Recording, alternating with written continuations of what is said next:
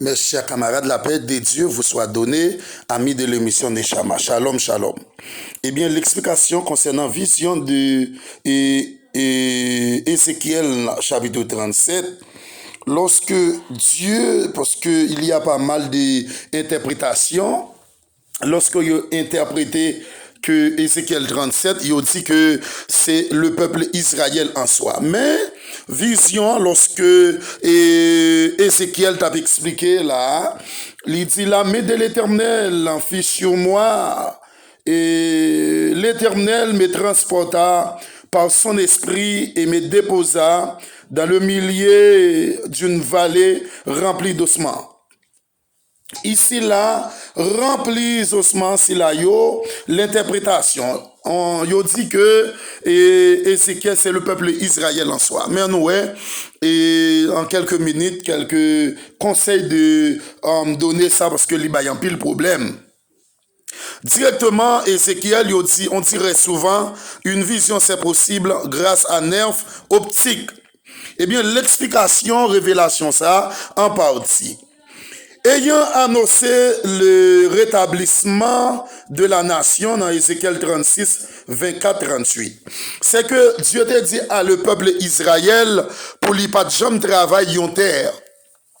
Mais puisque le peuple Israël choisit de travailler ça, eh bien Dieu dit peuple Israël ou pour le travail, ou bien pour souffrir en pile parce que ou désobéir. De là étant, peuple là allait et nous avons Titus, un jeune soldat romain qui était déchappé sur la Jérusalem en l'an 70. Nous avons vu un roi Nebuchadnezzar en l'an 63, qui a écrasé sur lui. Il prend le peuple Israël là, aller en esclavage et en Babylone, tout ça, ensemble avec le peuple Israël. Mais là maintenant, puisque le peuple là pas obéit la voix de Dieu, il vient faire briques à pied, il travaille forcé. Yo vinn faire forcer en pile. Eh bien peuple là a dit que y a mourir yo takou yo pour mourir en esclavage, yo pas retourner. Mais Dieu dit à Ézéchiel, roi dit yo pour moi même l'Éternel des armées, moi j'ai pouvoir pour me faire retourner si toutefois yo choisir pour yo servir, pour yo retourner dans premier amour que yo te gain pour moi. Eh bien là, écoutez bien. Ayant annoncé le rétablissement de la nation Israël, excusez-moi. Rétablissement de la nation Israël. L'Éternel relève maintenant par une vision symbolique. Une vision symbolique, écoutez bien.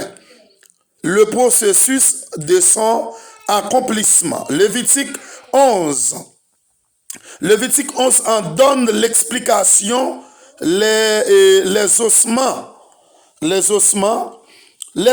ici représentent l'assemblée des Israélites vivant à l'époque de cette restauration, les sépulcres.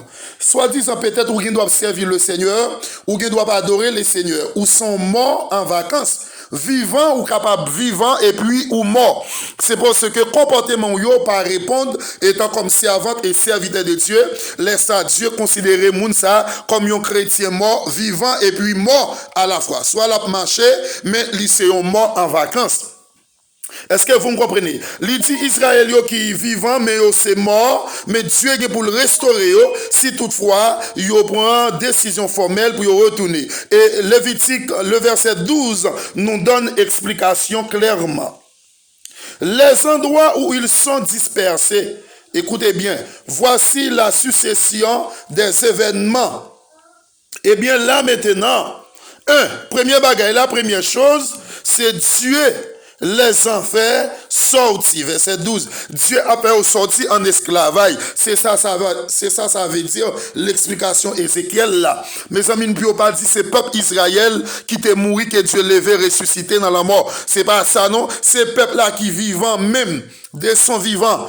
Il dit la paix sorti parce que yo t'a fait brique à pied yo considéré tête yo comme moun qui vivant et puis yo c'est mort.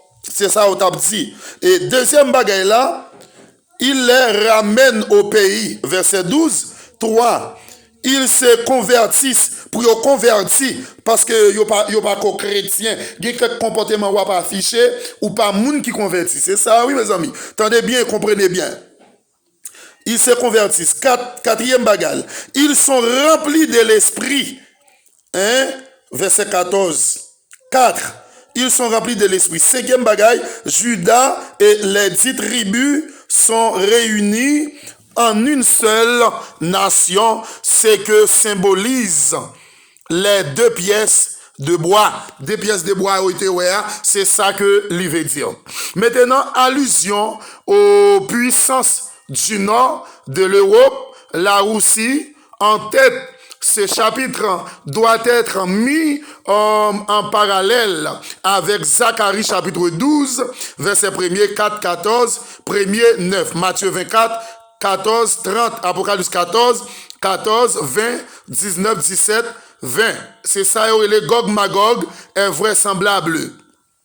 Eh bien, ça c'est l'explication de Daniel, Ézéchiel, excusez-moi, chapitre 37. C'est Israël de son vivant, soit disant yo vivant, mais yo c'est mort en vacances, parce que comportement yo pas digne, comportement yo pas répondre, étant comme le peuple de Dieu, le peuple choisi de Dieu. Mais c'est pas Israël qui t'est mouru, qui va le ressusciter. Dans verset 14, il dit, vous vivrez, je vous rétablirai dans votre pays, et vous saurez que moi, l'Éternel, j'ai parlé, avoir parlé et agi, dit l'Éternel des armées.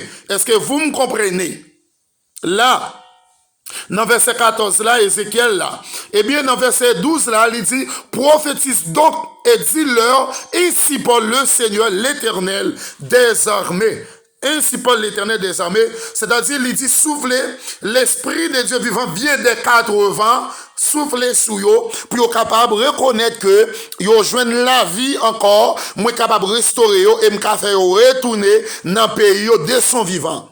C'est pas parce que yo te mouru, et Dieu va venir et retourner dans le pays yo pendant que yo mouri, non. Pendant que yo vivant, Dieu dit yo te connaît yo c'est moun mouri, il a fait retourner dans le pays yo encore en vie. Alors,